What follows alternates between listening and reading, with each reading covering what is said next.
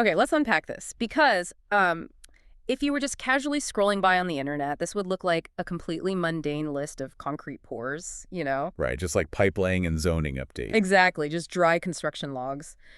But in March 2026, this Rwandan construction firm uploaded basically 12 years of their physical history in this massive 5-day data dump. Which is just a staggering amount of information to drop all at once. It really is. And if you actually know how to read between the lines, that data dump is something else entirely. So welcome to today's deep dive. Glad to be here. Today, we're examining the digital footprint, the project logs, and the website archive of Kabara Consultants Ltd. Also known as KKK Ltd. Right, KACO Ltd. And our mission for this deep dive is to show you exactly how you can read a company's story, their scope, and really a country's real-time urbanization simply by analyzing the raw data of their project updates. Because, like you said, while these sources just look like a dry ledger of construction sites, they're actually this fascinating live-action blueprint of how a society physically scales up. Yeah, that is the perfect way to look at it. So, to establish the baseline facts here, who exactly is KAO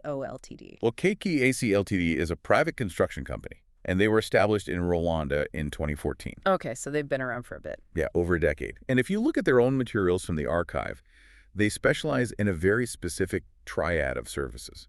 So that's building construction, water supply systems, and road infrastructure. Okay, buildings, water, roads. Got it. Right. And analyzing these seemingly dry project logs gives us this incredibly objective ground-level view of what it actually takes to build modern infrastructure in a developing landscape. Right, and before we look at the specific buildings in this archive, we really need to understand the philosophy driving the people, pouring the concrete. Absolutely, the mindset matters. It does, because in their logs, K.A. Arrow explicitly states that, quote, successful projects are built on solid planning and informed decision-making. Which sounds like standard corporate speak, but... Right, but they don't just call themselves builders. They position themselves as a trusted consulting partner in engineering projects. And I'm glad you brought that up, because that is a highly deliberate distinction in this industry. By labeling themselves a consulting partner, they're basically claiming a seat at the table during the very early conceptual phase. So they're not just waiting for an architect to hand them a finished blueprint and say, go execute this. Exactly. They are heavily involved in the feasibility studies, the logistics, and that informed decision-making that really shapes how a project integrates into the surrounding environment. Looking at their capabilities, they kind of remind me of a Swiss Army knife. Oh, how so? Well, they aren't just putting up standard houses, right? You have the front-end user-facing applications, which are the apartments and commercial buildings. But then they're also tackling these heavy, invisible background processes, like the water systems and the roads. That's a great analogy, actually. But I have to ask, for a firm established in 2014, taking on roads, water, and vertical buildings all at the same time seems incredibly ambitious. Usually, don't you see younger firms hyper-specialize in just, residential builds to avoid overextending themselves? You do, yeah, especially in highly established markets. But what's fascinating here is how a company's diverse capabilities really reflect the multifaceted needs of its environment. Meaning what, exactly? Well, in a rapidly urbanizing landscape like Rwanda over the last decade, you often don't have the luxury of just plugging into a pre-existing perfect grid. Ah, I see. If you were contracted to build a massive residential complex on the edge of a growing city, you can't just build the structure and wait for the local municipality to eventually route the water and pave the access roads. So you basically have to become the utility provider for your own build just to make the project viable in the first place. Precisely. Taking on water, roads, and buildings simultaneously. It isn't just some revenue grab. It is a strict operational necessity. Wow, that completely changes the context. And if we look at the logistics of it, it requires immense coordination. You have to trench and lay your water supply pipes before you can grade and pave the road infrastructure above them. Right. All while coordinating the arrival of heavy materials for the actual building. Yes. If your sequencing is off by even a week, you're suddenly ripping up fresh asphalt to fix a pipe, which completely destroys your profit margin. So that core philosophy of solid planning, it's not just a marketing slogan. It's the literal mechanism keeping them in business. Exactly. It's what keeps a multidisciplinary firm from going bankrupt. That makes total sense. Like, you can't have the house without the road, and the road collapses if the water drainage beneath it isn't routed properly. Right. Which logically brings us to where they are actually applying these skills. Because when we map out their private sector footprint from these logs, the geography tells a very clear story about local urbanization trends. It really does. The clustering of their residential and commercial projects provides this sort of heat map of density. Yeah, we see this incredibly dense clustering in very specific areas. Like, they log multiple apartment projects in Kanombe. There's a proposed residential apartment, another apartment specifically noted as being next to the Kabisa market, and then something called a two-in-one residential house. Let's actually pause on that two-in-one residential house for a second, Hmm. because that specific terminology is very revealing about the socioeconomic environment they're working in. Oh, really? How so? A two-in-one is essentially a duplex or a multifamily unit. In a rapidly growing urban center, land value just skyrockets. So building a two-in-one allows a property owner to live in one half, right, and then rent out the other half. Oh, so they're immediately generating income to offset the construction costs. Exactly, while simultaneously doubling the residential density of that single plot of land. Which perfectly explains why they are building them right next to places like the Kabisa market. They're targeting high-traffic, accessible hubs where rental demand is going to be through the roof. You're spot on. And the logs show this pattern repeating. They list dense residential apartment buildings in Lairutarama and Kimironko Gasabo. But then, and this goes back to your point about adapting to different environments, the portfolio suddenly shifts. Right. Away from the dense markets, we see a single-family residential house in Bumbogo, and then in Rulindo Base, they log the construction of a mixed-use building. If we connect this to the bigger picture, this housing mix illustrates a really clear, tiered approach to urban development. Break that down for me. Sure. So the single-family homes in Bumbogo represent suburban expansion. The high-density apartments in Kanombe represent the urban core's demand for housing. Okay. And then the mixed-use buildings in Rulindo Base, where you typically have, retail on the ground floor and residential or office space above those, represent the creation of entirely new, self-sustaining micro-neighborhoods. That is fascinating. But among all these residential and commercial projects, there is one entry that really caught my eye because the data just seemed contradictory. Which one is that? It's prominently featured and listed as the Clowo Silo project, located at Mazuro 2022. Now, I have to push back on this a little bit because I was confused.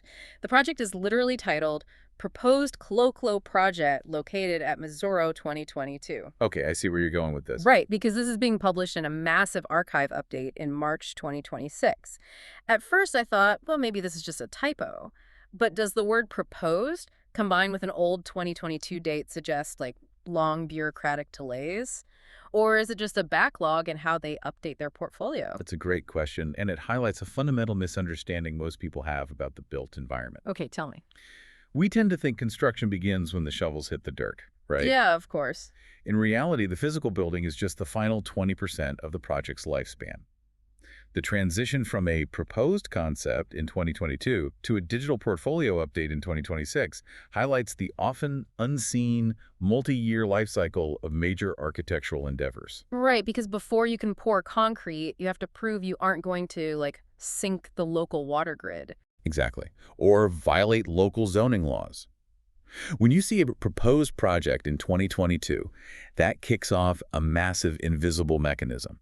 You have months of environmental impact assessments. You have structural engineering reviews. Not to mention the financing. Oh, the financing is huge. Securing multi-tiered financing often requires its own independent audits. Then you have municipal zoning approvals, which, in a mixed-use or dense area, face heavy bureaucratic scrutiny. So a project proposed in 2022 legitimately might not see a finalized foundation poured until late 2024 or even 2025. Exactly. Logging it in a 2026 archive just shows the multi-year stamina required to move an idea from a piece of paper to a physical reality. If you're listening to this, think about your own city or town today. Think about that empty, fenced-off lot you drive past every day that has had a faded future home of signs sitting on it for 3 years. Yeah, we all have those. Right, and you always wonder why nothing is happening. But based on what we're seeing in these logs, there is likely a massive invisible war of logistics and permitting happening behind the scenes before a single brick is even laid. And mastering that invisible bureaucratic layer is exactly how a firm graduates from building private apartments to being trusted with public institutional works. Which is the perfect pivot, because the narrative of KACO's portfolio takes a dramatic shift in these logs.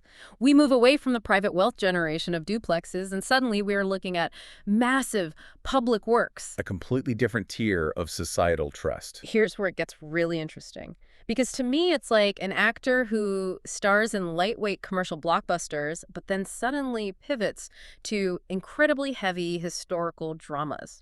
That's a very sharp way to describe it. I mean, successfully building an apartment proves your technical competence, sure, but being awarded a government hospital contract requires so much more. The logs show this escalation clearly. We see an entry detailing a site visit by the managing director of KACO Ltd. To the Gatunda District Hospital. Right. And they're listed as handling the rehabilitation of the hospital buildings. Then we see the construction of a parade square at the RCS Ramagana Training School. And we should clarify for context. RCS stands for the Rwanda Correctional Service. Right, so that implies a serious level of security clearance and government vetting just to be on the premises. They are also listed as constructing a dam, or a barrage, at the Bashamba concession under a company called KACO Ltd. And there's one more major one. Yes, perhaps the most striking entry in the entire archive. The highly sensitive refurbishment of the Nyabarongo Genocide Memorial at Ruliba, also associated with KACO Ltd. Notice the recurring terminology in those public entries, the focus on the words rehabilitation and refurbishment. Yeah, it's a huge tonal shift. How does a firm manage the emotional and historical weight of refurbishing a genocide memorial right alongside, pouring footings for a commercial building? Yeah. The parameters for success have to be completely different. They are entirely different, both mechanically and operationally. Let's look at the Gatunda District Hospital first. The fact that the managing director personally conducted a site visit is a major signal. Because it shows the high stakes of public health infrastructure. Exactly. You do not send the head of the company to look at a standard apartment foundation. But in a hospital rehabilitation, you are dealing with live, critical environments. You have to manage infection control protocols, dust mitigation, and ensure that your construction doesn't disrupt ongoing medical care. Or cut power to vital wings. Right. The managing director's presence communicates ultimate accountability to the local health authority. It proves that their solid planning can withstand zero-fail environments. And I imagine the same goes for the dam at the Bashamba concession. Oh, absolutely. When you're dealing with a barrage at a mining concession, that's acute environmental engineering. Yeah. If a residential road fails, you get potholes. If a dam fails, you have an ecological and human catastrophe. The engineering tolerances are just exponentially tighter. But then you reach the Nyabarongo Genocide Memorial, and this is where the pure math of engineering intersects with deep, deep historical weight. You're dealing with the site of immense trauma and national memory. Which requires an unparalleled level of institutional trust. Exactly. Working on that memorial shows the company is entrusted not just with the country's physical future, but with the preservation of its most solemn history. The procurement process for a site like that is incredibly stringent. Right, because everything from the materials chosen to the conduct of the crews on site is subject to public scrutiny. And requires profound cultural sensitivity. Being awarded that contract means the government trusts this firm with the careful stewardship of a national narrative. It really redefines what they mean when they call themselves a trusted consulting partner. But having looked at this massive spectrum of physical work, we really have to look at the source material itself. The archive. Right, because how and when this company chose to present its legacy to the world is just as fascinating as the buildings themselves. The metadata of their digital footprint tells its own corporate story. It really does. When you actually look at the timestamps on this digital paper trail, it's wild. Almost every single project update, every article, all the hospital visits and memorial refurbishments we just discussed, they weren't posted gradually over a decade. No, they weren't. They were all published in a massive flurry between March 13th and March 18th, 2026. The website has a designated archive section showing exactly 47 posts, all for the year 2026. And there's a specific development credit at the bottom of the site? Yes. Down at the bottom, there is a copyright spanning from 2015 to 2026, noting that the site was developed by a company called Al Reflections Ltd. So what does this all mean? We just established that buildings take years to build, but this digital footprint was uploaded in a 5-day window in mid-March 2026. What does this data dump tell us about modern business operations? This raises an important question about how industrial companies curate their digital legacies. What we are looking at here is not a live blog of construction. Right, it's not a site manager uploading photos from his phone in 2018 as the concrete dries. Exactly.